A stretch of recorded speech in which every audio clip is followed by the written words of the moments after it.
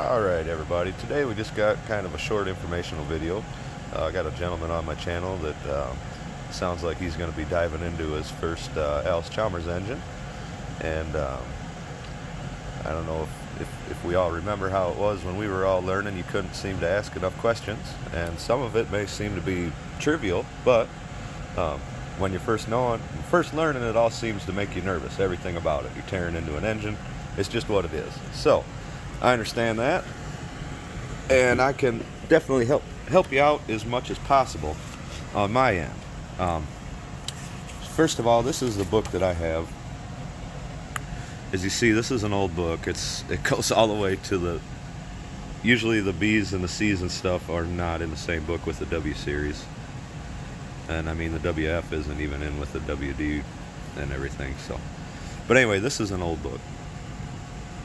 Covers all of them. I imagine if you got a book for a CA or something, I don't know.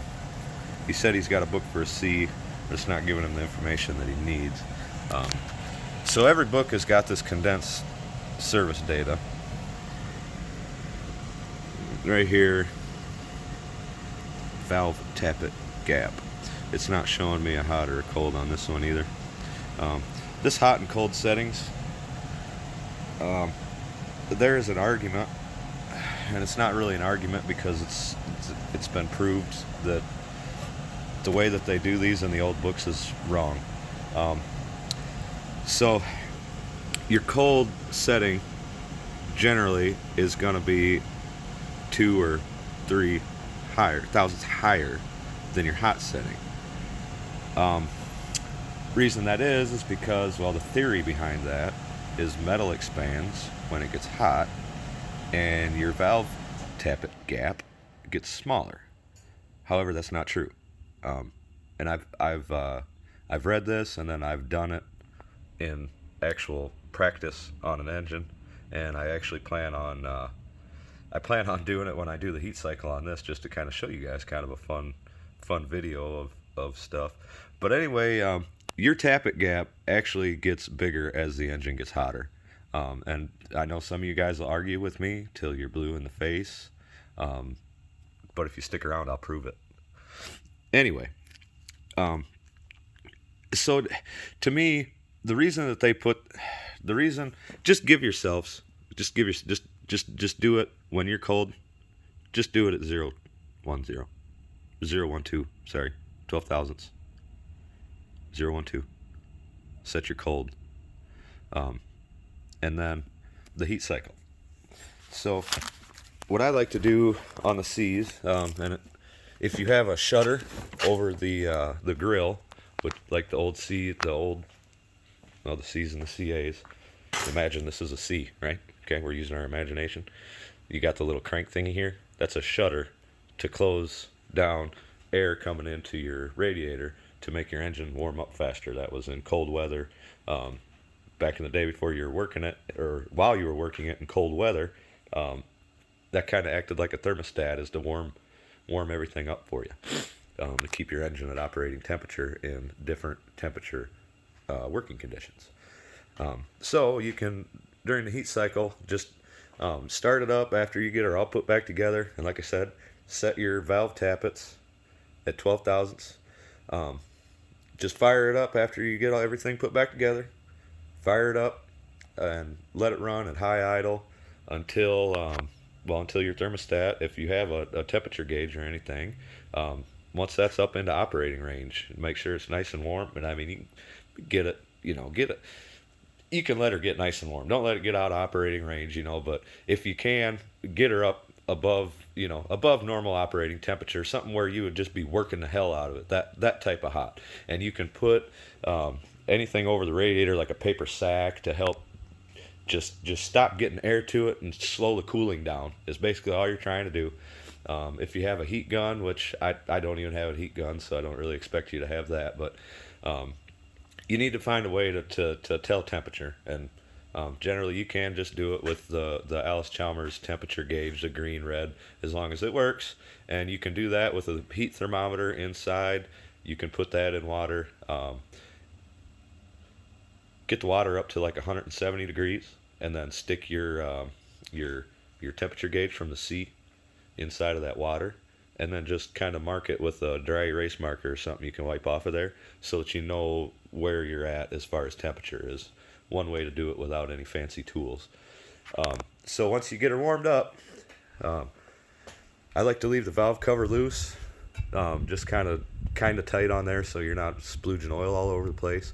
But as soon as you get her up to operating temperature, shut it down, come back in here, and the first thing you're going to do is retorque your head bolts down to the torque specified in the book, and I'll look at that too. So you're going to retorque all your head bolts in your head sequence, and then you're going to redo the valve tappets to 10,000ths. Okay, and then I'm pretty sure you watched the video of me doing the valve tappet gaps. So you can go back and refer to that to get an idea on how to do that too. So I'm trying to think of anything else that you had asked me about. Trying to think of anything else. Yeah, really this stuff, it's straightforward stuff. I know the feeling that you're dealing with. I know what's going through your head. It's just, it's all new to you, and you just want to make sure that you're not missing anything. But I can tell you one thing: the worst thing to do when you're starting off, working on engines and stuff like this, is to overthink it. It's not that hard, man. It's nuts and bolts. Can you turn a wrench? If you can turn a wrench, you can overhaul an engine. So I guess that'd be my best advice, is just calm down and just kind of let it happen. Go through it. Start tearing into it. Just keep track of everything that you're doing, keep track of your bolts. For me, if you were watching me do it, I've done it so many times that I just kind of take stuff out and I just kind of throw it around the shop, put it in a bag here, set this stuff here, this stuff together. And I don't really, starting out, as you're taking these things out, just have a bunch of Ziploc bags around, and just, okay, here's the valve cover bolts, Ziploc bag. Here, here's the manifold bolts, Ziploc bag. Here's, just everything that you take out, just put it in a Ziploc bag, write on a marker what it is. It'll make things so much easier for you when you're going to put it back together. In which I still do that to an extent, but there's just certain things that they're just used everywhere on different engines. So it's just like, oh yeah, well, I know what this is, and I don't even need to deal with it. So, but that's just me. That's me. I've done quite a few of them. So, yeah. What else can we? I'll go back over here to this book. A lot of the stuff that you'll find. Anyway, this condensed service manual is pretty handy. Don't ever forget that this is up here. Tells you all sorts of stuff. It gets into, if you're sending anything to the machine shop, you can get into that. They like the machine shops, like that page right there.